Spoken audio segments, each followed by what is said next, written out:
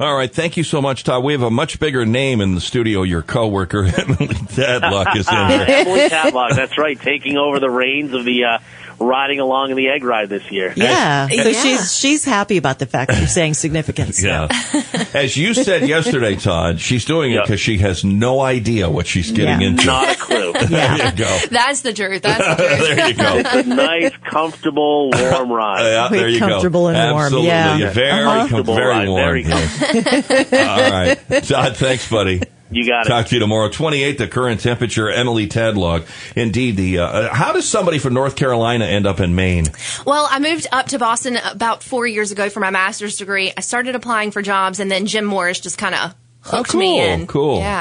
And do you like winter weather compared to North Carolina? I'm always down for sunshine, but I don't mind it. I've gotten used to it now. I mean, my first winter in Boston was their worst one in history, so if I can survive that, I think I can survive anything. So it's easier now. Trial by fire. Absolutely. Exactly. So you've done work with Pine Tree Camp before, or at least reported at Pine Tree Camp? I have a couple of times, actually. I can tell you, just driving down North Pond Road in Rome and seeing the big pond there, it's just the most beautiful view you've ever seen in your life. Doesn't it make you want to camp there? It really does. It really does. It's such a beautiful campus.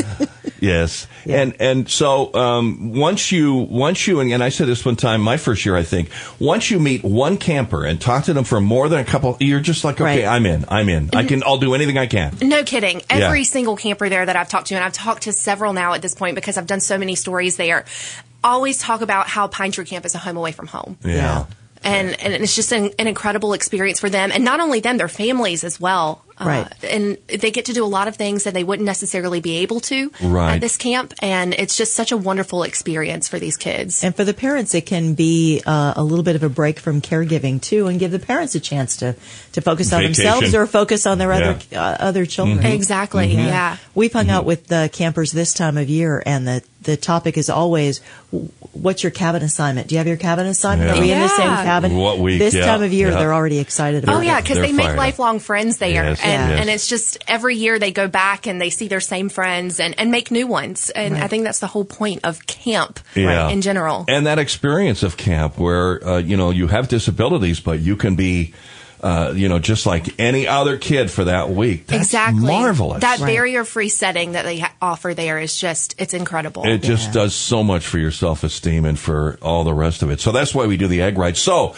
what have you heard from, Wayne Harvey and Todd Simcox about what you're in for? It's funny. I actually haven't even had a chance to really talk to them yet. I came in back off from vacation, got an email from some of the staffers over at Pine Tree, and I just immediately said yes. Right. And then everyone said, "Oh, do you know what it is?" And I was like, "No, not really sure. Just sure. I'm always down to help." Yeah. And then I started watching some of your videos, and I saw people standing up with egg yolks, just kind of falling around. And it's fun. It is fun. If you take the spirit of, boy, this is something that nobody, not a lot of people get to do this. It's an experience in your life that'll be like, wow, when I write the book, this gets a little note, because it is really a wild promotion. And it started over 30 years ago on this radio station. Wow. They've been doing it for that long. Yeah. Whoever worked here, and it was Bob Duchesne originally, and then Cindy very soon after, who puts, eggs in the snowmobile suit and